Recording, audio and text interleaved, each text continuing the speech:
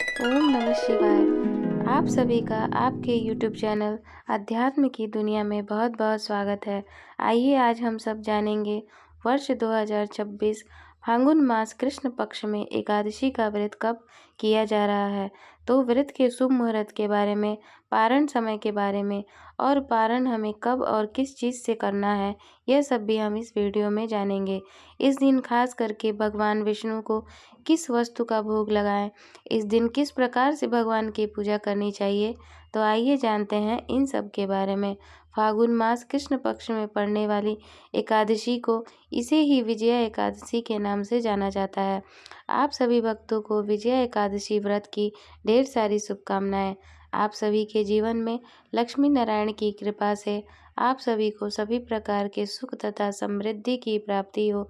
जो भी भक्त सच्ची श्रद्धा के नियम और निष्ठा के साथ विजय एकादशी का व्रत धारण करते हैं, व्रत में नियमों का पालन करते हैं, इस दिन भगवान विष्णु के नारायण स्वरूप की पूजा करते हैं, तो इससे व्यक्ति के सभी प्रकार के पाप और ताप नष्ट हो जाते हैं।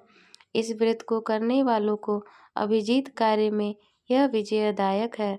राज दरबार में बैरियों से तथा परीक्षा आदि में सफलता प्राप्त कर धन वैभव लक्ष्मी प्राप्ति हेतु यह व्रत अत्यंत ही उपयोगी माना गया है। जो भी इस व्रत को करते हैं, पूजन आदि का कार्य करते हैं, तो उन्हें दशमी के दिन से ही व्रत के नियमों का पालन करना चाहिए। शुद्ध और सात्विक आहार ग्रहण करना चाहिए। दशमी के दिन सूर्यास्त से पहले और दशमी तिथि के दिन सोना, चांदी, तांबा अथवा मिट्टी का एक घड़ा लें, कलश स्थापित करें, उसमें जल एवं आम के पल्लव छोड़कर के वेदिका पर रखें। उसके आसपास सप्तधान और उसके ऊपर जौ रखकर भगवान नारायण की प्रतिमा को स्थापित करें। एकादशी के दिन शुद्ध आदि होकर के स्नान आदि करके गंध पुष्प धूप आदि से पूजन करें और अनेक प्रकार के नैवेद्य आदि का भोग लगाएं। उस दिन उसके पास के सामने ही बैठकर भगवान का ध्यान करते रहना चाहिए। रात्रि में जागरण करते समय व्यतीत करें और द्वादशी की सुबह में कलश को नदी या सरोवर के तट पर ले जाकर उसका विधिवत पूजन कर उसे ब्राह्मण को दान कर दें। इस प्रकार सभी प्रकार के मनोरथ की सिद्धि होती है। फाल्गुन मास कृष्ण पक्ष की तिथि 12 फरवरी 2024 दिन गुरुवार को दोपहर 12:24 पे और एकादशी की तिथि समाप्त हो रही है 13 फरवरी 2026 दिन शुक्रवार को दोपहर 2:27 पे एकादशी तिथि समाप्त हो रही है। सूर्योदय के अनुसार अस्मार्थ हो या वैष्णव हो, सबों के लिए जो 13 फरवरी 2026 के दिन शुक्रवार को एकादशी का व्रत किया जाएगा। व्रत पारण के लिए कहा गया है कि व्रत का पारण समाप्त होने के बाद करना चाहिए, यानी कि द्वादशी तिथि में ही करनी चाहिए। हरिवासर का समय द्वादशी तिथि का पहला चौथाई हिस्सा हरिवासर कहलाता है। इसमें हमें पारण नहीं करना चाहिए।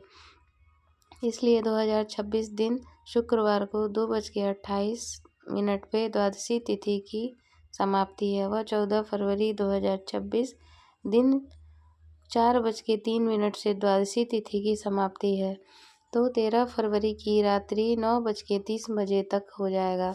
व्रत का पारण 14 फरवरी को दिन शनिवार को सुबह 7:23 से सुबह 9:21 तक ही व्रत का पारण किया जाएगा।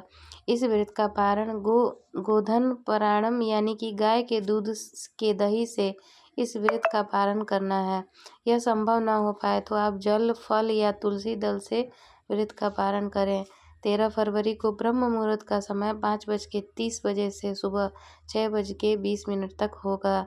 सूर्योदय का समय 6:34, सूर्यास्त का समय 5:30 होगा। राहु काल का समय सुबह 10:47 से दोपहर 12:12 तक होगा और राहु काल के समय आप कोई भी शुभ कार्य नहीं करना चाहिए, इस बात का ध्यान रखें। साथ भगवान की पूजा करें और जब भी भगवान का भोग लगाएं तो तुलसी दल अवश्य ही डाल के भगवान को भोग लगाएं। इस दिन खास करके तुलसी दल डाल के ही भगवान को भोग लगाएं और सिंघाड़े का भोग भगवान को भी लगाएं और स्वयं भी प्रसाद के रूप में ग्रहण करना चाहिए। यह अत्यंत ही फलदायी माना गया है। व्रत को पूर्ण निष्ठा भाव के साथ धारण करें। भगवान का पूजन, नाम जप आदि कार्य करें। यह बड़ा ही पुण्य फलदायी